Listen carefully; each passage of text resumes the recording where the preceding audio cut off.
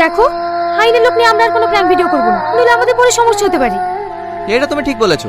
আচ্ছা ঠিক আছে, সাধারণ মানুষকে নিয়ে প্র্যাঙ্ক করলে তো কোনো অসুবিধা। তেমন কোনো সমস্যা নেই, মাঝে মাঝে এক একটা চড় খেলেই হবে। দাদা বলছিলাম যে এই আসামিটাকে একটু ধরুন না, আমি একটু বাথরুম থেকে আসছি। আপনি কি সত্যি পুলিশের লোক? হ্যাঁ, কেন? আপনি আমাকে সন্দেহ করছেন? সন্দেহ করবো কেন? আপনি কি আমাকে চেনেন? না, কেন? না না, এমনি। এই খবরদার পালানোর চেষ্টা করবি না, আমি এক্ষুনি আসছি। টনি, বাঁচা আমাকে, বাঁচা, ছাড় আমাকে, ছাড় জানোয়ার। টনি, দাঁড়াও, দাঁড়াও। হ্যালো পুলিশ স্টেশন, আপনি আমাকে ফোন করেছিলেন? হ্যাঁ, আমার সালমা কেমন আছে? ও খুব ভালো আছে, কিন্তু আমি একটা জিনিস জানতে চাই, ওই মেয়েটা ওই গাড়ির ভিতরে কিভাবে গেল?